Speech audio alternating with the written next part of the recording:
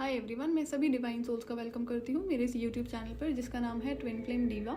और आज का टॉपिक है कि ट्विन फ्लेम के बर्थ के बाद कार्मिक फैमिली में क्या चेंजेस देखे जा सकते हैं।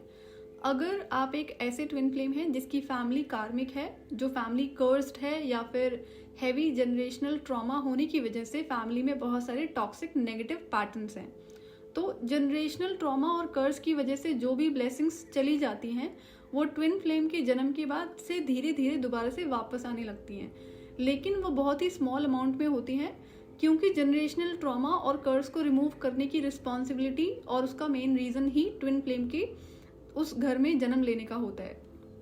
कर्स लगने के बाद सारी डिवाइन एनर्जीज उस फैमिली से चली जाती हैं, तो ट्विन फ्लेम जो कि एक डिवाइन चाइल्ड है उनके जन्म के बाद से ही एक जो घर में नया चेंज आता है कि डिवाइन एनर्जीज ऑटोमेटिकली उस घर में एग्जिस्ट करने लगती है। तो ट्विन फ्लेम के आगमन का रीजन है कि डिवाइन एनर्जीज का वापस आ जाना उस फैमिली में, उस जनरेशन में। ये भी एक रीजन और साइन होता है जिसकी वजह से वो ब्लेसिंग्स दोबारा से एक्टिवेट होने लगती हैं उस फैमिली में।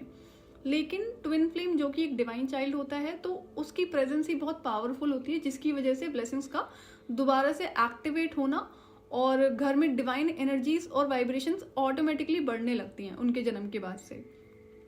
दूसरा, जैसा कि ट्विन फ्लेम को याद नहीं होता है कि वो एक डिवाइन चाइल्ड है, सो जैसे जैसे वो अपनी जर्नी में आगे बढ़ने लगते हैं तो बहुत सारे सवालों के जवाब उन्हें भी ढूंढने होते हैं और डिवाइन चाइल्ड होने की एग्जिस्टेंस भी एकदम से ना तो खुद ट्विन फ्लेम को पता चले और ना ही किसी और इंसान को, ये भी डिवाइन प्लान का ही पार्ट होता है। ट्विन फ्लेम के जन्म के बाद उनके पास अपने स्पिरिचुअल गिफ्ट तो होते ही है, लेकिन जन्म के बाद धीरे धीरे एंसेस्ट्रल जो उनके पितर होते हैं जिनके पास वो स्पिरिचुअल नॉलेज विजडम होती थी वो भी उनको एज स्पिरिचुअल विजडम और स्पिरिचुअल गिफ्ट्स पास होने लगते हैं डीएनए के थ्रू। सो अब जितने भी नेगेटिव टॉक्सिक पैटर्न्स होते हैं वो डीएनए के थ्रू भी पास होते हैं, प्लस उनकी जो पॉजिटिव चीज़ें रही होती है वो भी सिर्फ और सिर्फ ट्विन फ्लेम को ही पास होती हैं। और जैसा कि ट्विन फ्लेम का मेन रीज़न है इस फैमिली में आने का कि कर्स को रिमूव करना, हीलिंग करना, उसके बाद लेगेसी क्रिएट करना। तो सिर्फ कर्स रिमूवल रीज़न नहीं होता है, कर्स को रिमूव करना, हीलिंग करना एंड देन लेगेसी क्रिएट करने में भी टाइम लगता है, इसीलिए ये बहुत लंबा प्रोसेस होता है। और जो आने वाली अपकमिंग जनरेशन्स होती हैं उनको भी उन्हें ब्लेस करना होता है। सो जैसे ही ट्विन फ्लेम का जन्म होता है उसके बाद से ही उस फैमिली के फाइनेंसेस में ज़रूर सुधार देखने को मिलता है। अगर बहुत ज़्यादा स्ट्रगल था फाइनेंसेस को लेकर तो वो स्ट्रगल धीरे धीरे खत्म होने लगता है और फाइनेंसेस में इंक्रीज ज़रूर होने लगता है। स्टेबिलिटी ना हो वो एक अलग बात है, लेकिन फाइनेंसेस में इंक्रीज ज़रूर होता है। रिलेशनशिप में सुधार देखने को मिलते हैं। अगर फैमिली में बहुत ज़्यादा लड़ाई झगड़े होते थे और लोग आपस में सही से नहीं बात करते थे तो ट्विन फ्लेम के जन्म के बाद कुछ टाइम तक ये चीज़ें बहुत अच्छी रहती हैं, वो पूरी हर फैमिली में देखी जा सकती हैं। लेकिन इसका भी ये एक पर्टिकुलर टाइम तक ही होता है क्योंकि आगे ट्विन फ्लेम्स के लिए बहुत सारे इवेंट्स होने होते हैं उनके अपने रीजंस की वजह से। जॉब या बिजनेस में अगर स्टेबिलिटी नहीं होती है घर में, अगर कोई मेन पर्सन है, एग्जाम्पल फादर है या कोई और एल्डर पर्सन है जो कि मेन मुखिया है घर का अर्निंग के लिए, उनकी जॉब बार बार लगती है, छूट जाती है, तो ट्विन फ्लेम के बर्थ के बाद उस जॉब में स्टेबिलिटी ज़रूर आती है। और अब ये जो ब्लेसिंग्स रीस्टोर होने लगती हैं वो फैमिली एक्सपीरियंस कर रही होती है, लेकिन कभी भी ये एक्सेप्ट नहीं करती है कि ये इस पर्टिकुलर चाइल्ड के बर्थ के बाद से होने लगा है। लेकिन ऐसा ज़रूर हो सकता है कि ट्विन फ्लेम के बर्थ के बाद अगर कोई दूसरा चाइल्ड है सेम फैमिली में जो कि ट्विन फ्लेम का सिबलिंग है, बीट मेल और फीमेल, तो कार्मिक फैमिली उस क्रेडिट को उस चाइल्ड को ज़रूर देती है, ऐसा होता है। और अगर कोई दूसरा चाइल्ड घर में नहीं है तो अगेन इंक्रीज तो देखने को मिलते हैं, फैमिली भी बहुत अच्छे से समझ रही होती है, तो उसके बाद वो क्या करते हैं, उसे वो ये समझने लगते हैं कि उनकी मेहनत का फल है, अचानक से मिलने लगा है, ऐसा भी होता है। तो जैसा कि ट्विन फ्लेम की लाइफ में हर इवेंट इंटरकनेक्टेड होता है सोल मिशन के अकॉर्डिंग, वैसे ही कार्मिक फैमिली के भी अपने कर्मा करने की एक लंबी लिस्ट होती है।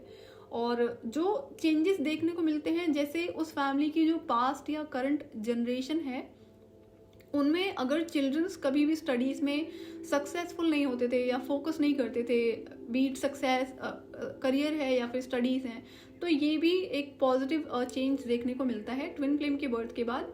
जो बाकी चिल्ड्रंस हैं वो अपनी स्टडीज़ में फोकस कर पाते हैं, पढ़ाई में मन भी लगता है, करियर में भी अच्छा करते हैं, तो ये भी एक पॉजिटिव चेंज होता है। घर में ट्विन फ्लेम चाइल्ड के बर्थ के बाद जो कार्मिक फैमिली है वो स्पिरिचुअल प्रैक्टिसेस में ऑटोमेटिकली बहुत ज़्यादा इन्वॉल्व हो जाती है। फिर चाहे वो कितने भी इविल क्यों ना हो नेचर, बिहेवियर, कैरेक्टर में, लेकिन ट्विन फ्लेम की बर्थ के बाद ऑटोमेटिकली उस फैमिली में वही लोग स्पिरिचुअल प्रैक्टिसेस में बहुत ज़्यादा इन्वॉल्व हो जाते हैं। और अब कर्स फैमिली और उसमें होने वाले उतार चढ़ाव का सबसे बेस्ट एग्जाम्पल है भगवान राम की जो जर्नी है। देखो, भगवान राम की जो जीवन यात्रा है धरती पर, वो अगर आप पता ही होगा आपको कि कर्स एक मेन रीज़न था उनके वनवास का, लेकिन अब वहाँ से फर्दर और इवेंट्स इंटरकनेक्टेड थे। जैसा कि एक तो वो कर्स अगेन हील होना था, रिमूव होना था। उसके बाद में देवी अहिल्या थी, आई गेस, जो पत्थर में बदल गई थी, उनको भी श्राप से मुक्त किया था भगवान राम ने। उसके बाद ना जाने कितने और राक्षसों का वध किया, और मेन सोल मिशन क्या था? रावण का वध, राइट। लेकिन कितने सारे इवेंट्स हुए, नेगेटिव पॉजिटिव। तो ये एक एग्जाम्पल है, आप एकदम से सारा कोरिलेट नहीं कर पाएंगे कर्स से, लेकिन वो तो साक्षात भगवान थे जो धरती पर आए थे। तो कर्स का एक एग्जाम्पल बता रही हूँ कि कर्स जो है वो बहुत सारे इवेंट्स को जन्म देता है, फिर चाहे वो नेगेटिव हो या पॉजिटिव हो। पॉजिटिव तो हीलिंग के बाद ही होता है, बट उससे पहले सारे नेगेटिव ही होते हैं। सो कर्स रिमूवल कभी भी एक दिन का प्रोसेस नहीं होता है, या फिर एक साल का प्रोसेस नहीं होता है। इसमें बहुत सारे इवेंट्स इंटरकनेक्टेड होते हैं, और हर इवेंट का अपना एक परफेक्ट डिवाइन टाइमिंग होता है। सो ट्विन फ्लेम को पहले कर्स रिमूव करना होता है, उसके बाद हीलिंग करनी होती है जिसमें बहुत ज़्यादा टाइम लगता है, और उसके बाद जाकर वो कहीं लेगेसी क्रिएट कर पाते हैं। उससे पहले तक का जो टाइम है वो हमेशा चैलेंजेस से ही भरा हुआ होता है, और ये दोनों काम करते करते वो अपने मिशन की तैयारी भी कर रहे होते हैं। सो अब जो नेगेटिव पैटर्न्स उनको डीएनए के थ्रू पास होते हैं, प्लस में जो स्पिरिचुअल विजडम है, तो कई चीज़ें ऐसी होती हैं कि हो सकता है कि भाई फैमिली में कुछ ऐसी इलनेस रही हो, सिकनेस रही हो, जो ट्विन फ्लेम चाइल्ड को ही उनके फिजिकल बॉडी में देखने को मिले। अगर कोई पर्टिकुलर डिजीज था तो वो बाकी फैमिली मेंबर को भले ही ना हो, लेकिन ट्विन फ्लेम को ज़रूर हो जाता है, ऐसा भी देखने को मिला है। तो ये भी एक रीज़न है। एनीवेज, तो हर चीज़ जैसे कि इंटरकनेक्टेड होती है, तो ये जर्नी बहुत ज़्यादा पेनफुल होती है। लेकिन जैसा कि मल्टीपल सोल मिशन होते हैं एक ट्विन फ्लेम के, ये कह सकती हूँ मैं। अगर एक ट्विन फ्लेम है जो कि कर्स्ड फैमिली में आया है, तो उसके मल्टीपल सोल मिशन ज़रूर हैं। सो अब इस जर्नी में आप अपने इर्द गिर्द के लोगों को भी एक कई बार ब्लेस करते हो, और कई बार कर्मफल भी आपकी प्रेजेंस की वजह से उनको मिल जाता है। सो ये भी एक बहुत बड़ा साइन है। सो अब ये हर इवेंट इनकी लाइफ में सोल मिशन से इंटरकनेक्टेड क्यों होता है और कैसे होता है, ये मैं आने वाले वीडियोस में ज़रूर शेयर करूँगी। और जो जनरेशनल ट्रॉमा है या फिर कर्स है, उसे रिमूव करने के लिए सबसे पहले तो डिसिप्लिन रिक्वायर्ड होता है, और पेशेंस रिक्वायर्ड होता है, स्पिरिचुअल प्रैक्टिसेस रिक्वायर्ड होती हैं, और भी बहुत सारी चीज़ें। आपके कार्मिक लेसन्स तो आपको लर्न करने ही होते हैं, अगर वो नहीं लर्न करोगे तो ये भी चीज़ें आप कर नहीं पाओगे। बहुत सारे पैटर्न्स जो आपको ऑलरेडी डीएनए के थ्रू मिले होते हैं, और आपकी अपनी वजह से भी जो आप क्रिएट कर लेते हो, तो कहीं ना कहीं देखा जाए तो बहुत सारा कर्मा आप खुद भी क्रिएट कर रहे होते हो, जाने अनजाने।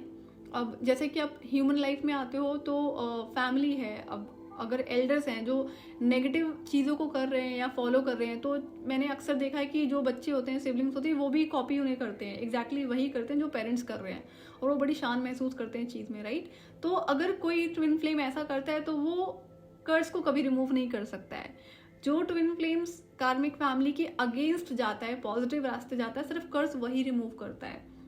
तो ऐसे बहुत चांसेस हैं कि एक ट्विन फ्लेम है, अगर वो कार्मिक फैमिली की तरह अपनी लाइफ जीने लगा या लगी, जो उनके हर गलत कर्म में उन्हें सपोर्ट करता है, या फिर उनकी आदतों को अपने अंदर ग्रैप्स किया हुआ है, तो ऐसा ट्विन फ्लेम कभी भी कर्स को रिमूव नहीं कर सकता है। और इस पे एक बहुत डीप टॉपिक है जो मैं आपको आने वाले टाइम में ज़रूर शेयर करूँगी, कि वो भी अगेन एक लेंदी टॉपिक है। सो आज के लिए इतना ही। मैं आपसे फिर मिलूंगी नेक्स्ट वीडियो में। टिल देन आप अपना ध्यान रखिए और डिवाइन से कनेक्टेड रहिए।